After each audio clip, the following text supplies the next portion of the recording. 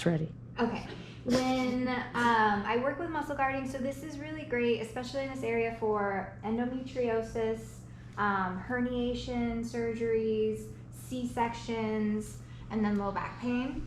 So I'm going to have one hand go underneath and hold your sacrum, and then my other hand is going to come on top. If that's okay. Yeah. So I usually have them put their hand like on wherever is comfortable. Okay. Just out of the way. I don't know what to do with my hand. So I'm just going to go underneath here, and you can relax. Does that feel okay there? Mm-hmm. And then my other hand is going to come here, and so I'm going to squish them kind of together. So the cool thing about unwinding is it's definitely just kind of like a chill and wait for the body to tell you where to go. Sometimes you're just holding in one spot for a really long time, but eventually you'll kind of feel the fascia it kind of like starts moving and guiding you. So because of how you said your knees like to be bent, my guess is that your psoas is kind of part of it. Have you done any psoas work before? When the PT I was working with the PT. She did a lot. Actually, she started with my back before she ever got to the pelvic floor. Okay. Because she's like, your back's really not a good spot. And she did teach me, because I stand with my left foot and I always cross my right leg over. Okay. Because it takes the pressure off my back. Okay. So, and she had me doing the tennis balls.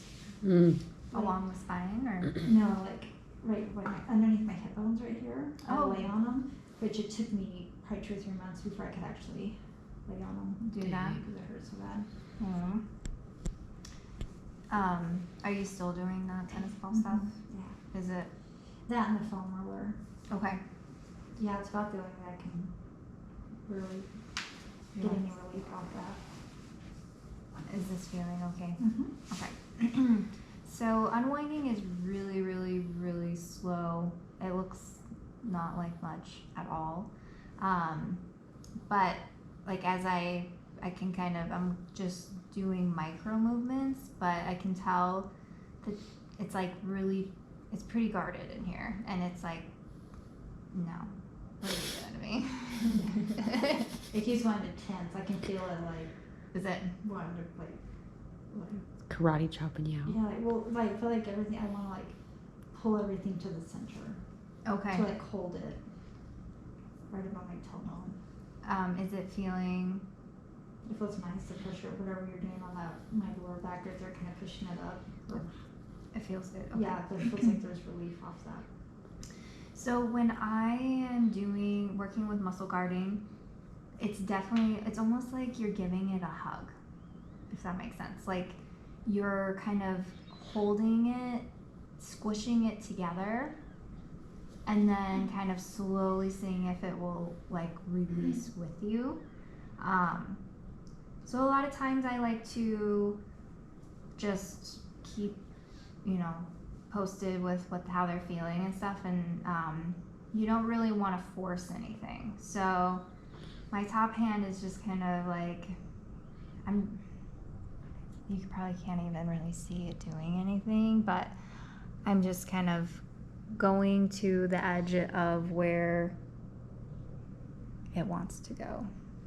Can you do this for all parts of the body? Yes. Yeah. I figured it would be the most effective to kind of show you on actual guarding, but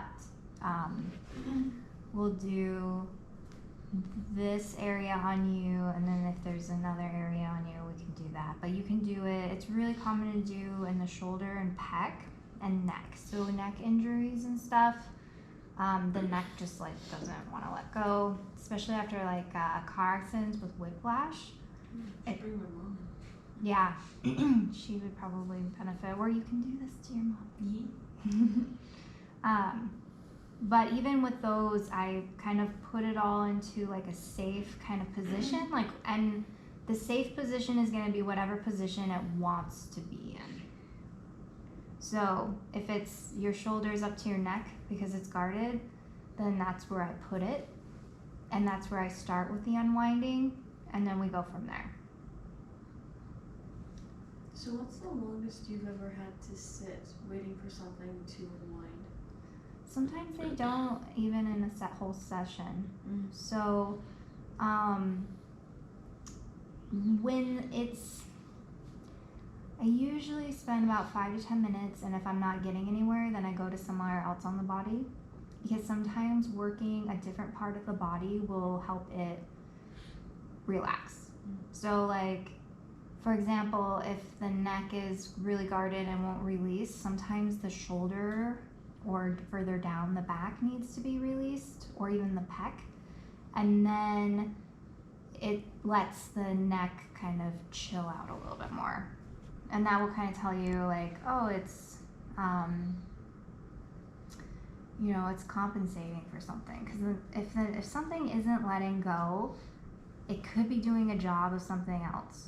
And so you kind of want to, and I feel like that's why it's so interesting with massage, because it's like everyone's a different puzzle, and we've all been through like so many different things and different accidents and injuries, and yeah, so you never really get bored.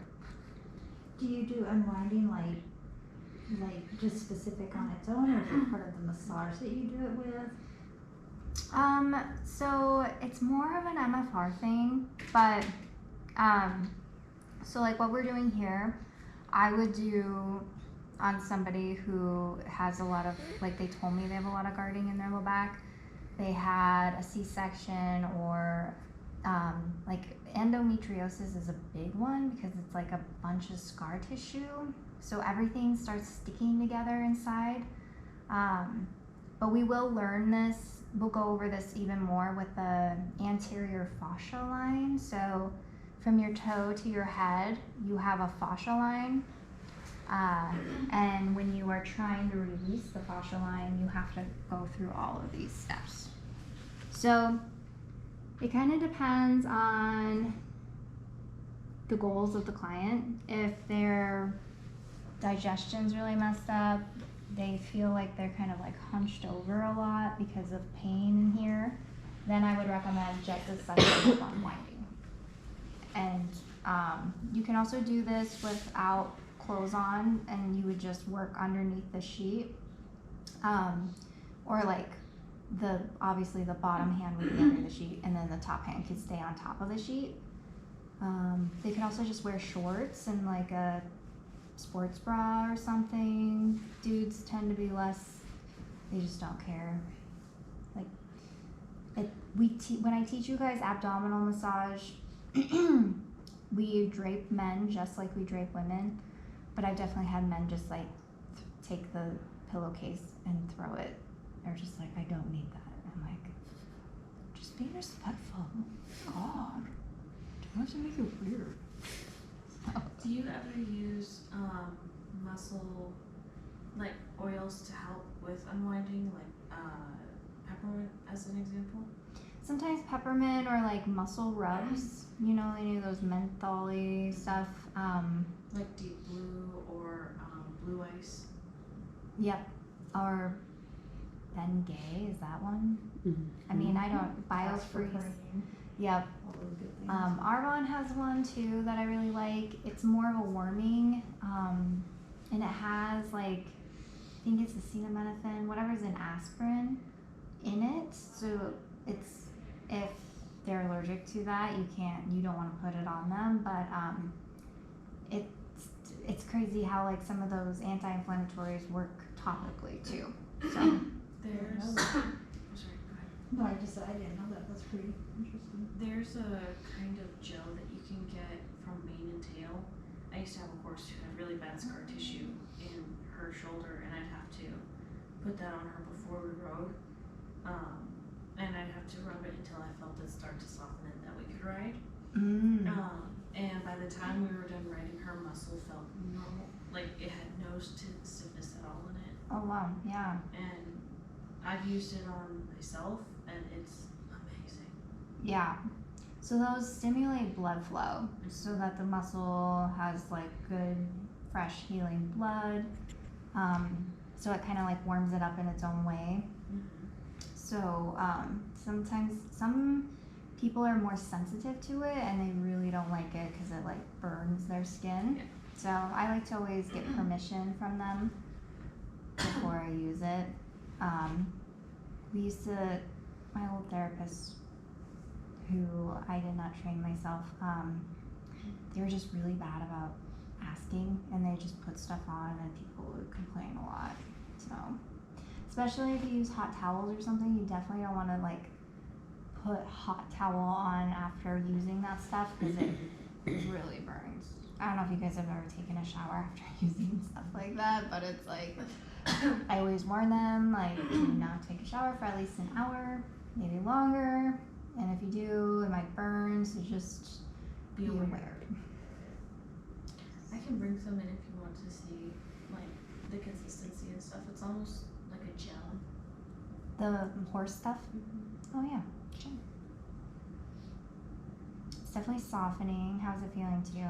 Very interesting. Are you rolling your hand at the bottom? Your bottom hand? A little bit, but not really. It's more like, Like, are you right now? not really, not too much. So it really feels like your hand's kind of like going like this. Oh yeah, nope. So I was like, oh, that's new. Interesting. Yeah, I can feel it going from side to side. Okay. It's, for me, your body is like loosening up. Is that maybe the muscles relaxing a little bit? Because it literally feels like your hand's rolling right now. Really? Yeah. Interesting. Yeah, super. It started when you guys were talking about the mane and tail. I was like, is she doing that? Let's do that. It feels very good though. Okay. But it definitely feels like you're rolling your hand like this or something. Oh, interesting. Something like that.